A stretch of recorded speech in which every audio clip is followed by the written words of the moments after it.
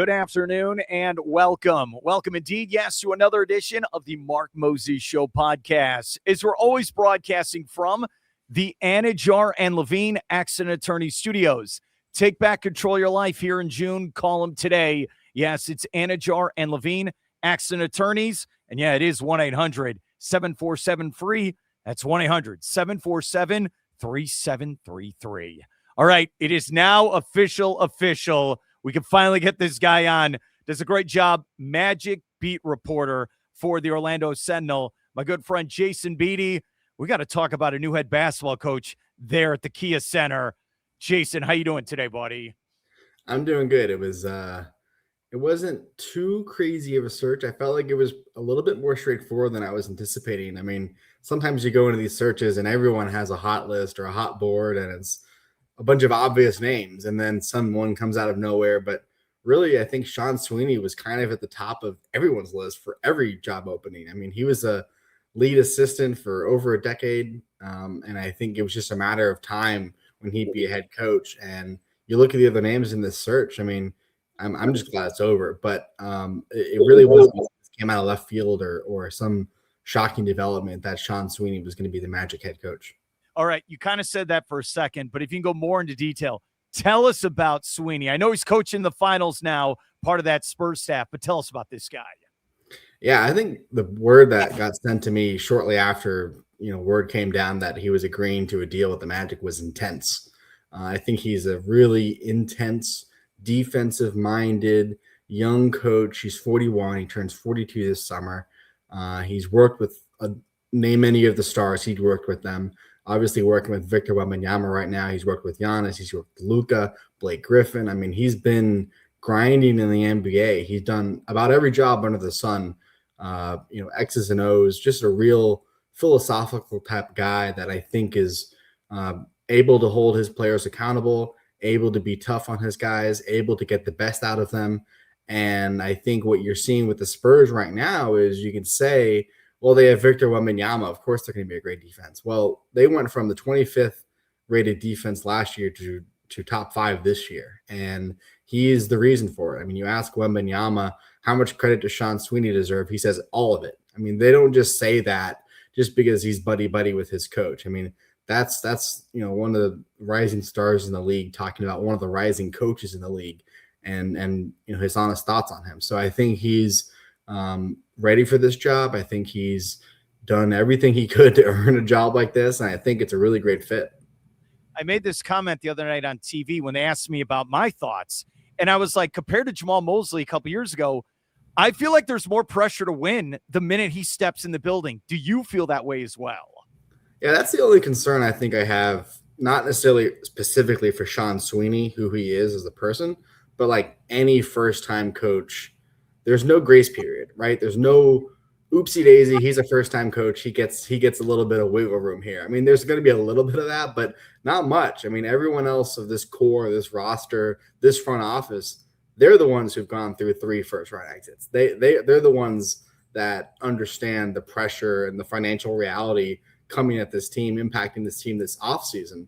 And for Sean Sweeney to come in and, number one, learn how to be a head coach in the NBA, and number 2, have success kind of right away, that's high pressure. And I think it says a lot about him that he's not running away from this opportunity. I mean, he could have been like, look, I'm going to stick here in San Antonio and stay with this Victor Wembanyama guy and win me a couple chips as an assistant coach. But clearly he's hungry for a job. I mean, he wants this. And, I think for any coach, it would have been a high pressure situation had they gone with Billy Donovan or Jeff Van Gundy or whomever. Obviously, the players understand that, but at the same time, now it's kind of like 2 parallel tracks running at the same time. It's winning and also learning how to be a head coach in the NBA, which, yes, he has years of experience as an assistant, but this is a different deal in the big boy seat. All right, you've been to 10,000 press conferences just like me. I am intrigued by this opening press conference. I know you're going to say fluff, but like when you're there, you're right there in the front row. What do you want to ask Coach, especially after what's happened the last couple of years here? Yeah, I think the biggest thing I have to ask him is how are you going to get the most out of this team?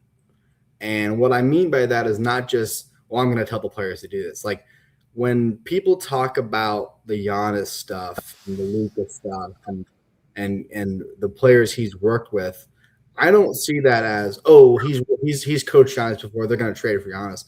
I see that as they're trying to do what he did with Giannis and Luka and Victor and do it with Paulo, Franz, and Desmond, right? I mean, so I want to see how he's going to answer this question of what is your plan? I'm sure this is something they asked them in the interview process or some variation of it.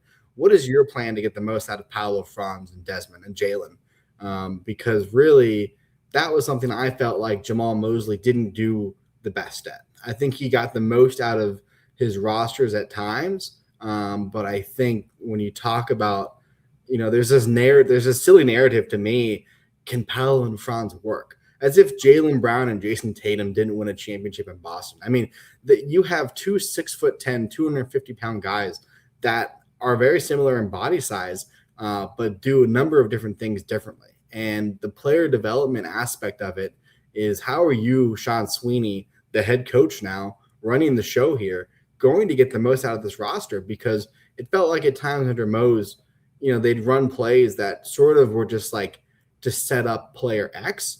Rather with Sean Sweeney, it's like, this play is for Paulo, this play is for Franz. And I think, getting the most out of that and really that's my biggest question. Like, how are you going to do that? And I think I'll be intrigued to see what he has to say to that. You're there at practice every day, the shoot around, all the availability. You're there 24/7. Did you feel like they just tuned out Jamal Mosley after a while? There had to be a new voice after a while there in that locker room. Yeah, and I don't think I think there's a difference between tuning out and quitting. I don't think they ever quit on Mose. I don't think so either. Because had they quit on Mose, they would have lost to Charlotte in the playing game, right? I mean, I think tuning out to me is, how many times did we hear guys say something and then we'd ask Mose about it and he would say something else, or vice versa. I mean, I think back to that loss, going back to the regular season, I believe it was against Detroit on their home court. And we asked Paulo after the game, like, what did they do? What do they do differently? And, Jamal's answer was something different. And then I think Jamal said something along the lines of, like, there was no, coaching. There was nothing X's and O's wise that they did differently. It was just they played harder. And then we asked Wendell Carter, literally that same session, that same media session about it. He was like, oh, no, they did this X, Y, Z. And I don't know. I just think there was just this underlying tone of, like, I think everybody knew where this was heading, even if they had won that first round series against Detroit. And that's not to say, like I said, I don't think they ever quit on him. I think we would have seen a different style of play had they quit on him. I think they were still playing hard until the very end. Now, maybe some of that was they have their own reputations, their own careers on the line that they're fighting for, and maybe they came together as players and said, let's just do it for ourselves. But at the same time, I do think a new voice and a new perspective, fresh perspective, is really going to help this team out a lot. Okay, I'll just say this. I felt like they never clicked for long stretches of time. Like, this was the time last year where it should all click. Everyone should be going in the right direction. They should win like 55 games. And I think I told you this earlier in the year, it's like maybe the first week of the season, they play Chicago at home and they lose a game they had no business. And I remember hearing Paulo post game, and I'm like, something's not right here. It was just, and I felt that way. And again, I enjoyed watching them all year, but it never felt like they clicked. Did you feel that way as well? Yeah, I think they probably thought it was going to be easier. It was, we've got Desmond Bane, we're wearing these brand new uniforms with this awesome rebrand, and everything's going to go swimmingly, and we've brought in new assistant coaches, and look, there's a new Jumbotron, and they made, like, last season, this is why the Sean Sweeney hire is so interesting to me, is for as much praise as he's deserved and earned, we don't know how it's going to go, right? Everything last offseason felt so perfect, so golden. I'm not going to sit here and say, well, that must mean everything's going to go wrong for Sean Sweeney. Obviously not. But I just think there should be like a level of cautious optimism that at the end of the day, yes, a new coach is going to fix a lot of things, but it's up to these players to put in the right work to improve. I mean, that's the reality. It's up to them to earn it. And I think they kind of came into last season, or this season, I suppose, now that it's over, thinking we've got Desmond Bain, we're a year older, and this is going to be easy. The East is quote unquote wide open. There's no scary Boston. There's no Tyrese Halliburton, and we can do this. And I think once they hit that first week of adversity, when they started 1-4, losing to Chicago and some of those embarrassing losses, it was like every step of the way, even when it felt like they turned a corner, they'd revert back to their old habits. And that's what we saw Desmond Bain talk about. Those old habits came back to bite them. They went up 3-1, and I understand, obviously the series changed with Franz Wagner going down, but they held a 20-plus point lead on their home court in Game 6. They had opportunities to win the series in Game 5 and Game 7, and yet we saw just a historic collapse. And it really wasn't surprising to me because we had seen, a terrible loss in Toronto and a terrible loss to Indiana down the stretch. And you can just pinpoint all these losses that have a very similar trend of them just finding a way to lose games that they shouldn't have even been close to losing. And I think some of that was just the mental aspect of it. And that's where we talk about fresh perspective and fresh voice and tuning that voice out. And I think that's what we kind of saw there. Is the key also, forget the coaching staff. They got to get healthy. And I know, look, you can't control those things, but especially once we get 11 months from now back into the playoffs, does this team got to be more healthy heading into the playoffs? Yeah, absolutely. And I think Franz learned a lot this season about health. And I think, we don't know the schedule yet, but I don't think they're going back to Europe next season. Ironically, Jamal Mosley is going back to Europe with New Orleans. They're going, I believe, playing 2 games over there. But the Magic, there's no game in Germany this year that he has to, feel pressurized to play in or anything like that. And I think, I think a healthy offseason is going to help him a lot. There's no European tournament this summer for Franz that he's going to play in. So getting his body right is going to go a long way. And I think you look at Paolo Banchero, we didn't get exit interviews. They didn't conduct exit interviews. But I imagine if they were to have done exit interviews, Paolo would have talked about how last offseason didn't go the way he wanted it to. And he kind of came in a little bit slower because it showed in his play. I mean, he didn't really become explosive until after the All-Star break. I mean, really wasn't like, it was like a different version of him, really. So I think getting healthier, making the right steps to take care of your body and listening to your body, especially, is going to be key for this team. Because it wasn't just that they dealt with injuries. It was these injuries that just dragged on and on. And I think those sorts of things, impact them in more ways than one. There were times in that Detroit series. You were there, dude. They're in Detroit. Paolo turns into NBA Jam. I'm on fire. Yeah. And again, I'm the biggest Paolo homer there is. I love him.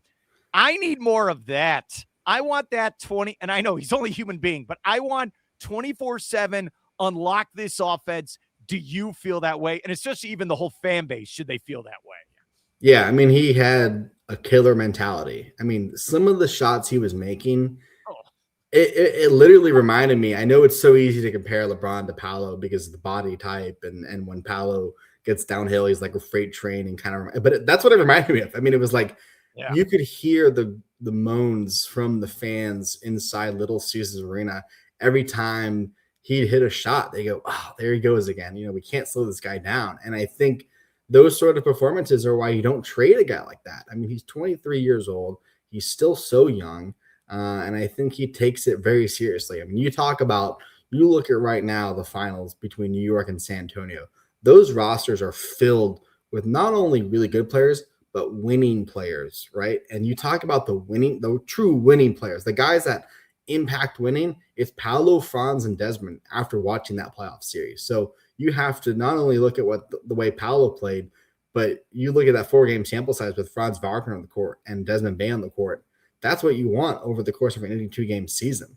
Now, obviously, not every night's going to be what we saw, of course, but I think that experiment, if you will, was kind of what you wanted to see is what they had. That's what they envisioned, right? That's what they envisioned. And I think, obviously, Paolo is going to take this offseason and get his body right as well. But I think they have to have that mentality throughout the entire year. And I think that's where when you go back to talking about the intensity and the holding of accountability for players, that's where you see Sean Sweeney step in and kind of set these guys straight because he knows how to win. I mean, this is his second trip to the NBA Finals. So He understands literally, he's going through it right now, what it takes to win on the highest level.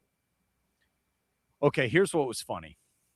So last Friday, Jason tweeted out, okay, you're like, you did a great job journalistic wise. Hey, I confirmed this guy's going to be the guy, 99%. We're good to go.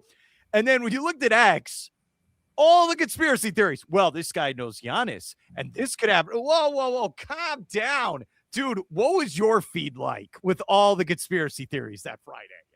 Yeah, it wasn't only the fact that Sean Sweeney coached Giannis before, but also the fact that John Hammond is obviously part of Orlando's front office, and they overlapped in Milwaukee. And I was getting texts immediately like, the connection's there. Like we're seeing a lot of professionals connecting the dots on this. And I don't know. I just think, there had been reports that they had interest in him at the trade deadline.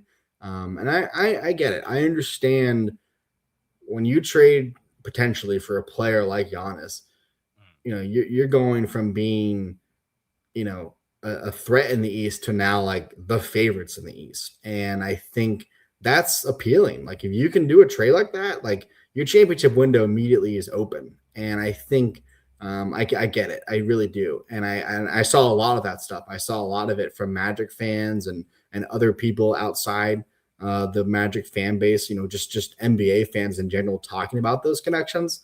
But at the same time, I'm not sure if they can put together the best package. I mean, I think Paolo Banchero would be, if they were to do a trade like that, you have to match the contracts and you have to move a player like that, just financially speaking. Paolo would be the best young player in my mind that Milwaukee could get. But at the same time, I'm not sure Orlando has the picks that Milwaukee would want because they've traded them, right? They traded their picks for Desmond Bane last summer, which was the right move to do. You needed a guy like that. But, you look at some of these other deals that Milwaukee could be looking into and looking at. I don't know if Orlando's I don't want to say it's not the worst offer, obviously, but I think it's not the best deal that Milwaukee is going to ultimately go down. And then I just think, you talk about Paolo and what we just saw, kind of what we were just talking about. Giving up on Paolo right now just doesn't make any sense. And it doesn't really align with what Jeff wants to do, I don't think. I think it would just be extremely short-sighted. It would open your championship window immediately, but it would only be open for 2 or 3 years. I mean, Giannis he's not at the end of his career, but he's on the back end of his career, certainly.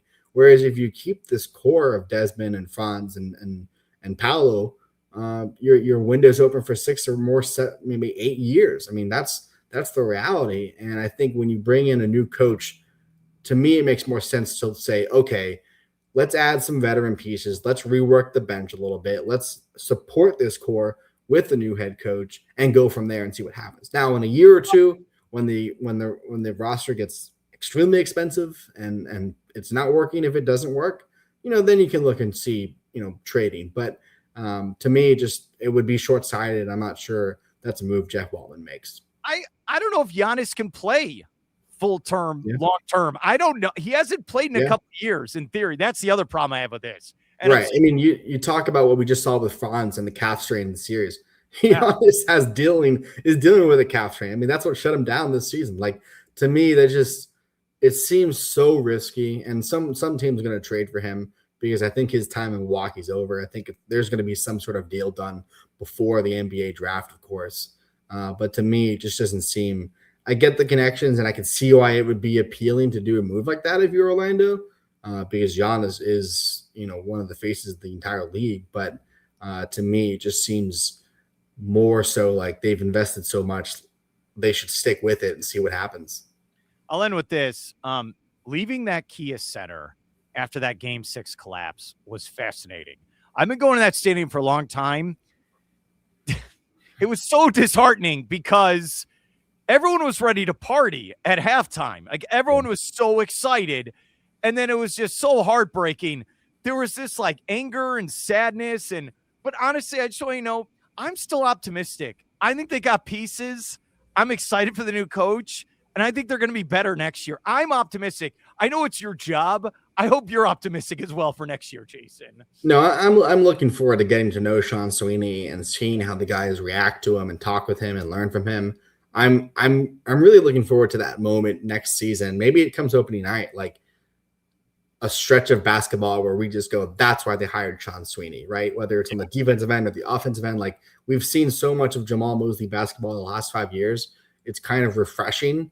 If you're watching the playoffs, which I know you are, yeah, and you look at these 2 conference finals series, and now starting Wednesday, the NBA finals, it's like a different stratosphere of basketball. And that's not to say the Magic can't get there, but I think that's why you have to bring in a guy like Sean Sweeney, who's so close to that level of basketball right now. And I think for me, the optimism is because they're so young. I think the old cliche is that success isn't linear. Like they have to go through this. No team just automatically just wakes up and wins a championship. Although I guess Victor Wembanyama has something else to say about that. But he is a rarity, right? So I think for me, the optimism comes from that going through that experience, and that's going to stick with them. That game 6. After the game in Detroit, after game 7, I asked Anthony Black, hey, what's going to stick with you from this season? I was expecting the canned answer of, oh, the memories we made and blah, blah, blah. He looked at me straight in the eyes and goes, losing game 6. So it's going to stick with them as much as it's going to stick with the fan base. But I do think at the same time, they kind of have to re-earn the trust of fans. I mean, you look at that game 6 loss and just here we go again. And that moment of, now that they lost game 6, there's no way they're going to win game 7. And they obviously didn't. I mean, it's been 16 years since this franchise has won a playoff series. You talk about title contention and getting to the conference. How about we see them win a playoff series first? So I understand the optimism, but I think they still have a lot to prove. And they're still a really young team that's going through this and growing through it. And that's what's exciting to me is just the level of growth that's still out there for this team. Have you stood by Victor Wembanyama? Have you done it? I haven't interviewed him. I was at one of his first summer league games. I've seen him in person. I've seen him obviously play in Orlando over the years. He's ridiculous. I mean, it's kind of hard to fathom. I covered Taco Fall at UCF, obviously, very closely. I understand.